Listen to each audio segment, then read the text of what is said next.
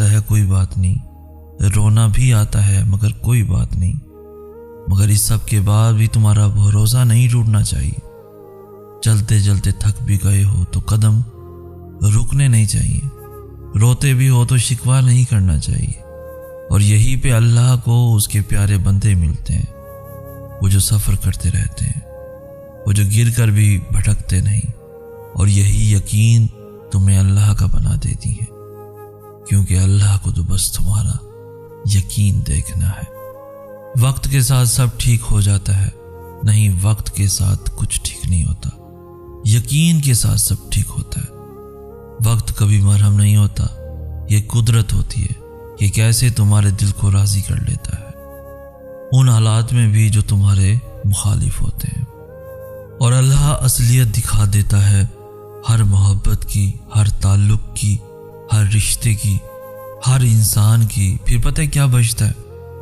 بس وہی رب کی ذات جس کی نہ محبت کم ہوتی ہے، نہ وہ آپ سے کبھی منہ موڑتا ہے، وہ ایک ہی تو ہے، ہاں وہ بس میرا اللہ ہے۔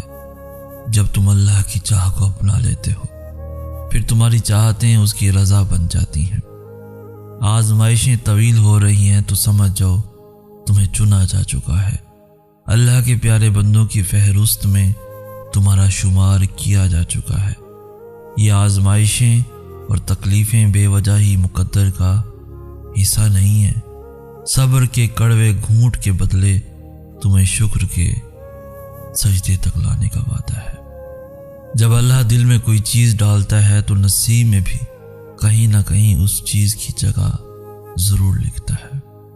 کبھی بھی دعا مت چھوڑنا، کیا پتہ اللہ کو تمہاری کون سی دعا پسند آ جائے۔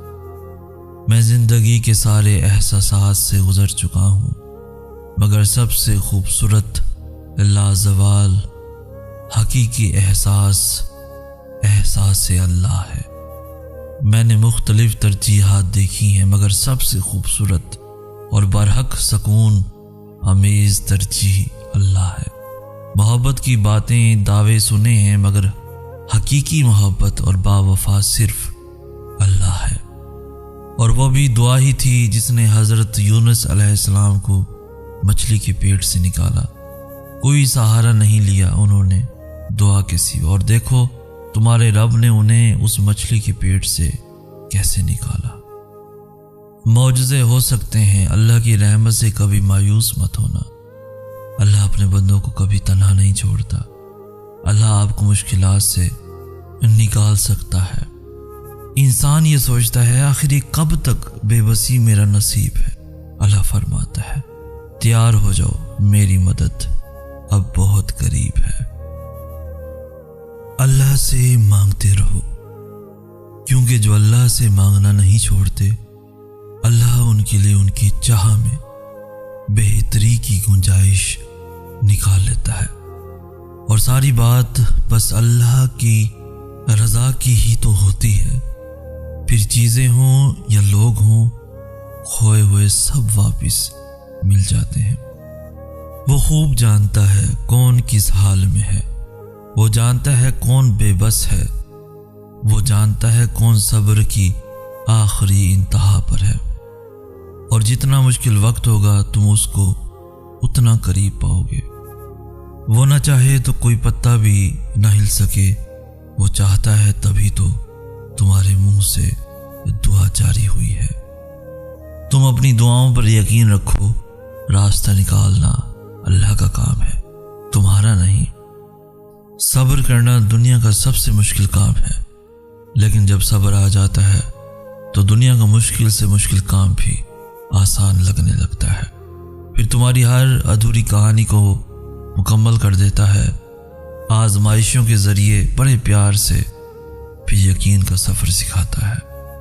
اللہ امتحان لیتا ہے تاکہ صابر رہو، آزمائش میں ڈالتا ہے تاکہ اس کی شکر گزار رہو، رلاتا ہے تاکہ صاف دل رہو، چپ بھی کرواتا ہے تاکہ اس پر یقین رکھو۔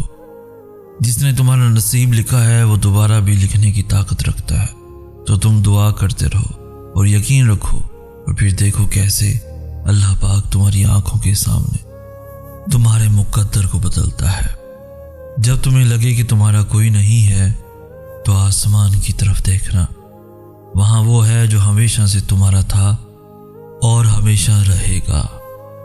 زندگی میں دو چیزوں کی کمی انسان کو اذیت میں ڈالتی ہے، ایک رات کی نیند، اگر نیند نہیں تو چہرہ بگڑ جاتا ہے، دوسرا من پسند شخص میسر نہ ہو تو زندگی بگڑ جاتی ہے۔ جب اپنوں میں بیٹھ کر آنکھیں آنسوؤں سے بھر جائیں اور منہ چھپا کر آنسو صاف کرنے پڑیں اور زبردستی چہرے پر مسکراہٹ سجانی پڑے، تب زندگی سے زیادہ بے رحم کچھ نہیں لگتا۔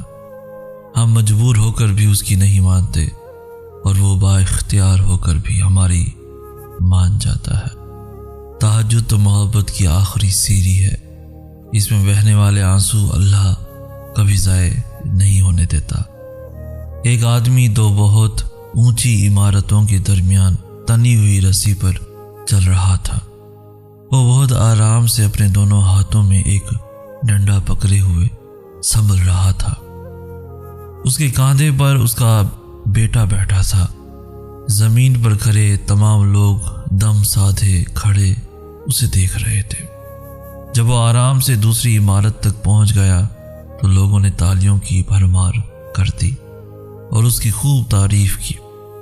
اس نے لوگوں کو مسکرا کر دیکھا اور بولا، کیا آپ لوگوں کو یقین ہے میں واپس اسی رسی پر چلتا ہوا دوسری طرف پہنچ جاؤں گا؟ لوگ چلا کر بولے، ہاں ہاں تم کر سکتے ہو، تم کر سکتے ہو۔ اس نے پھر پوچھا، کیا آپ سب کو بھروسہ ہے؟ لوگوں نے کہا، ہاں ہم تم پر شرط لگا سکتے ہیں۔ اس نے کہا، چلو ٹھیک ہے، کیا آپ میں سے کوئی میرے بیٹے کی جگہ میرے کاندھے پر بیٹھے گا؟ میں اسے باحفاظت دوسری طرف لے جاؤں گا۔ اس نے یہ بات کی ہی تھی کہ سب پر سختہ طاری ہو گیا، سب خاموش ہو گئے۔ یقین الگ چیز ہے، بھروسہ الگ چیز ہے۔ بھروسہ کرنے کے لیے آپ کو مکمل فنا ہونا پڑتا ہے، اور آج ہم سب میں اسی بھروسے کی کمی ہے۔ ہم اللہ تعالیٰ پر یقین تو رکھتے ہیں لیکن بھروسہ نہیں کر پاتے۔ یقیناً وہ وقت بہت ہی قریب ہے کہ جب تمہارا رب تمہیں خوش کرنے میں کوئی کسر نہیں چھوڑے گا، بالکل ویسے ہی جیسے کہ تم نے اس کی رضا کے لیے اپنی خواہشات کو قربان کرتے ہوئے اپنے صبر سے اسے راضی کرنے میں کوئی کسر نہیں چھوڑی۔ تمہاری جو چاہت ہے وہ تمہیں نہ بھی ملی تو بھی وہ اپنی چاہت میں سے تمہیں کچھ عطا کر کے تمہارا دل مطمئن کر دے گا۔ بس وہ چاہتا ہے کہ تم صبر کرو۔ ممکن ہے جو تم دعا میں مانگتے ہو اللہ نے پہلے ہی تمہارے مقدر کا حصہ بنا دیا ہو اور وہ تمہاری توکل اور صبر کو آزما رہا ہو، اور اسے تمہارا یوں بار بار مانگتے رہنا بہت پسند ہو۔ تم جتنا مرضی دل میں چھپائے رکھو باتیں، لیکن مطمئن رہو، کیا تم نے پڑھا نہیں، وہ العلیم ہے، ہر چیز جاننے والا۔